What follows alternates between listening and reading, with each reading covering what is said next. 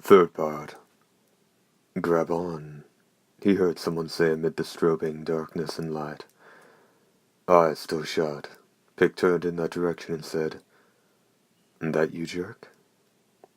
Well done, congratulations." Hiki stood in front of the hole with a net clinging to one arm, and as his other arm wrapped around her waist, he flashed his teeth in a grin. Though it made it look like he was sending Pick into the hole alone, undoubtedly he'd gone in after her and seen all that transpired. And now the thin man's time had come. You just have to stick it out a little longer now, and buy us some time to get away.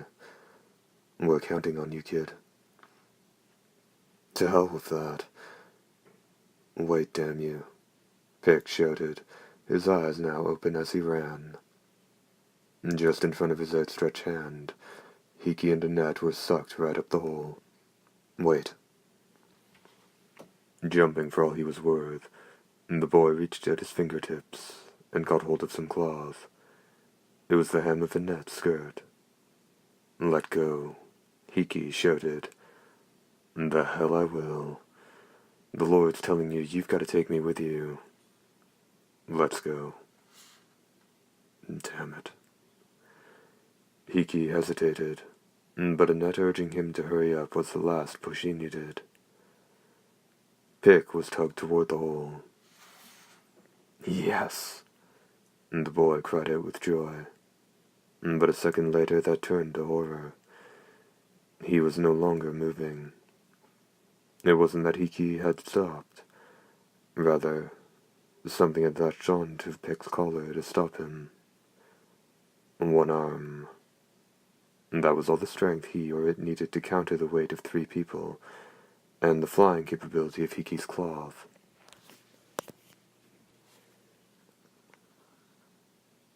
Where do you think you're going, boy?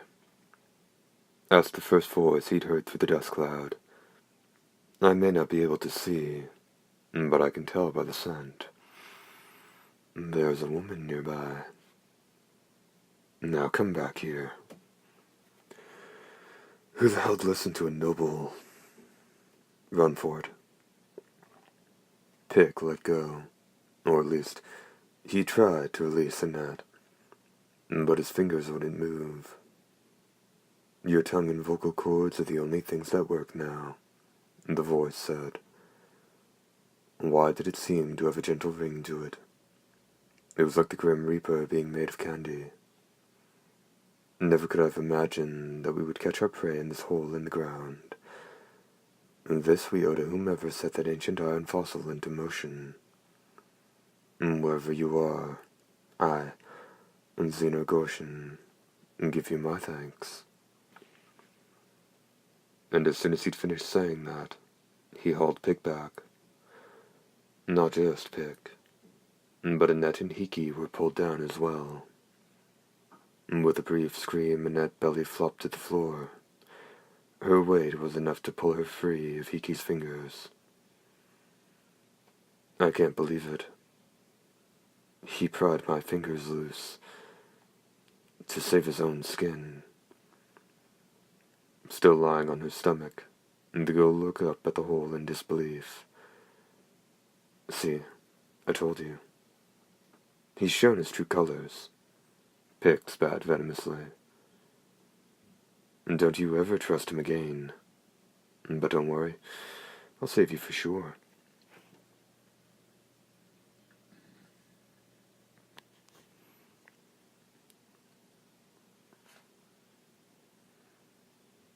Such a spirited child.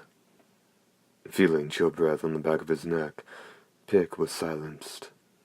The voice belonged to someone else, and the second speaker sounded terribly grave.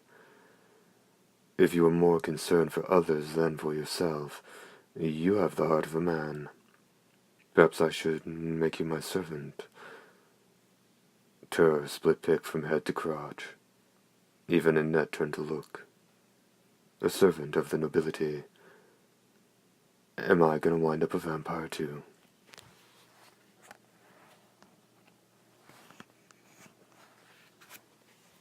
No, don't, he cried, thrashing violently. Swinging his arms and legs, he even jerked his head around, hoping to deliver a headbutt. Not a single hair was out of place. The girl must be handled in keeping with Lord Gillian's instructions. But the stripling should be another matter. As the one who caught him, I should receive the privilege of the first taste. There are no objections to that, I take it?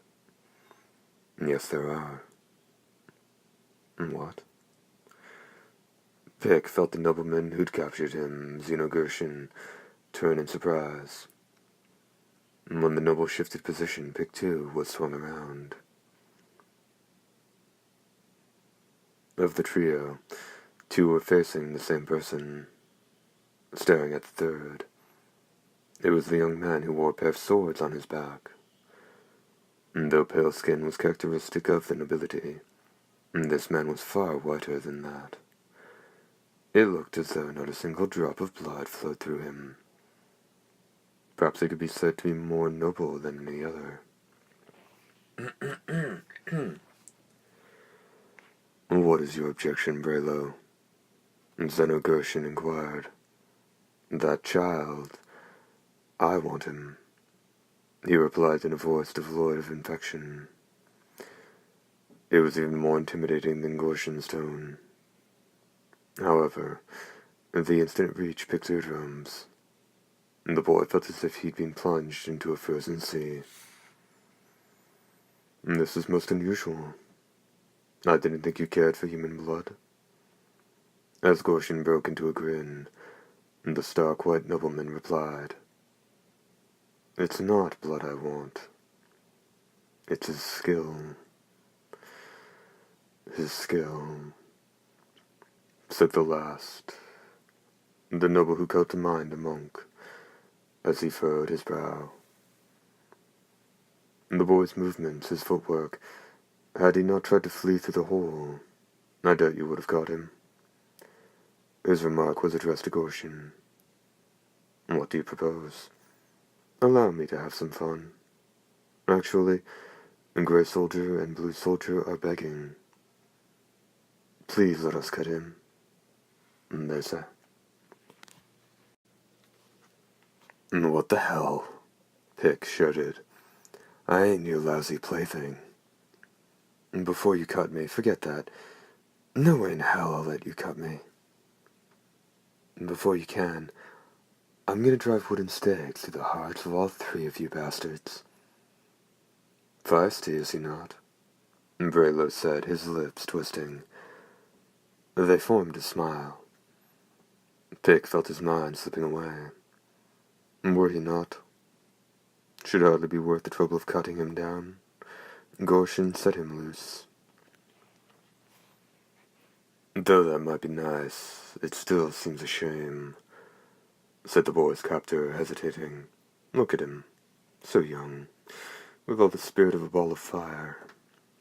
The blood that runs in his veins must be quite hot, too.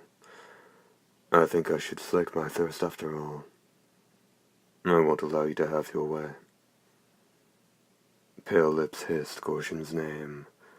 The words that followed carried a will like a colossal block of ice. Would you stand in my way? I believe I would. Oh no, Annette murmured. I have no qualms about facing you, Braylo said, both arms rising straight from his sides. Gershon's expression stiffened. Annette reeled. The unearthly aura that adorned Gershon had knocked her unconscious. Even Pick was frozen with fear. All thoughts of escape or expectations of seeing a battle between noblemen forgotten. And just then, both of you stop this. The monk, who'd watched in silence up until now, intervened.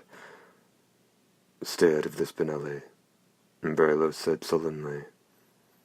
Let us not forget that one of them escaped. Most likely, it's the bounty hunter Gershon knocked out of the sky. Even now, he should still be after us. We have the girl. Braylo said, his finger pointing at a net where she lay crumpled at Gorshin's feet. That flash bomb earlier might well have been a napalm charge. It's the safety of the girl he has in mind. He can't do anything to endanger her. There is the other one. At Benelli's morose tones, Braylo's killing lust dissipated in an instant. Even Gorshin had stiffened. D. Annette murmured. Ah, yes. Where has that fearsome man gone? Braylo groaned, and mixed with his words was what sounded like sobbing. The crazed cries of his blades. 3 pairs of undead eyes focused on Pick, and then quickly shifted to Annette. Where is he? Gorshin inquired. Annette's eyes were tinged with red, for they reflected the eyes of the nobleman. How the hell should we know? Pick shouted. The jerk dumped me and the little lady and went off somewhere. We don't know where he's gone, and he's a stranger to us. The blazing eyes of the nobles focused on the boy. Grabbing hold of the boy's chin, Gorshin lightly turned it up in his direction, so he could peer into Pick's face.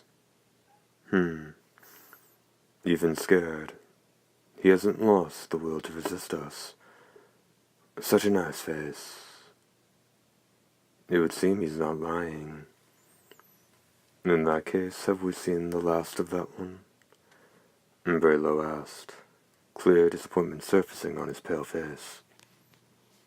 No, the monk called Benelli said, shaking an evil countenance ill-suited to such trappings from side to side. He'll come, or we'll go get him. But I assure you, we shall meet.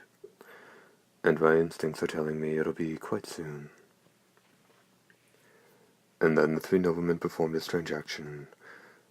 They turned in unison to look at the fallen object from which they'd appeared.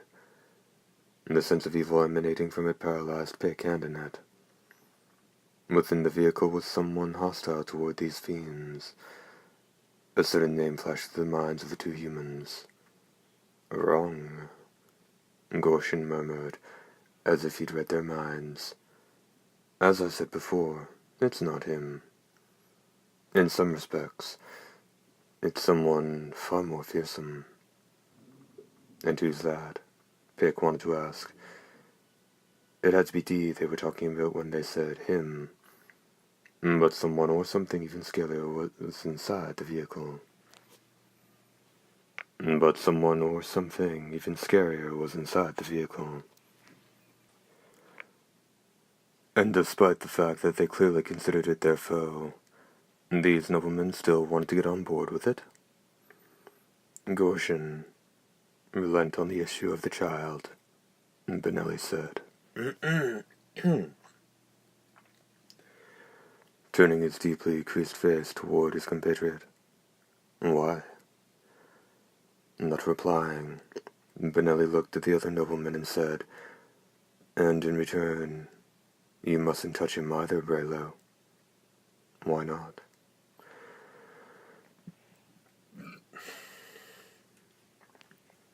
He shall serve as a decoy, and bait to lure out the one in the castle. Pick's blood froze. Bait? What kind of bait? Fireball though he was, even the boy couldn't fathom their meaning. Gorshin protested. Just a mouthful? Are you yet half asleep? Would you meddle with another servant? Gorshin fell silent. Even Pick could recall hearing about this before. Nobles wouldn't put their fangs into a human another noble fed upon.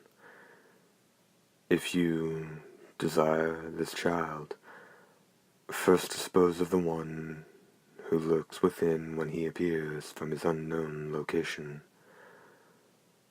Only then may you leave your kiss on the boy's throat. For the time being, hands off. What say you, Braylo? The pale noble nodded. That's 2 against 1, Gorshin. Do as you like, then. The third nobleman conceded. However, we must act swiftly. This girl, she's not to be harmed in the slightest, before she's handed over to our Lord Gillian. But the one inside won't honor that wish. He's certain to target her. This plan is to guard against that. Approaching Pick, the monk stroked his head softly. Though his touch seemed nothing but gentle, the boy felt his consciousness start to slip away. Now let us return. On with our dangerous journey in the castle. At Benelli's words, all 3 of them looked at the vehicle. No one moved, and the very thought of encountering whatever rooted their feet to the ground turned Pick's soul to ice. Chapter 6, End.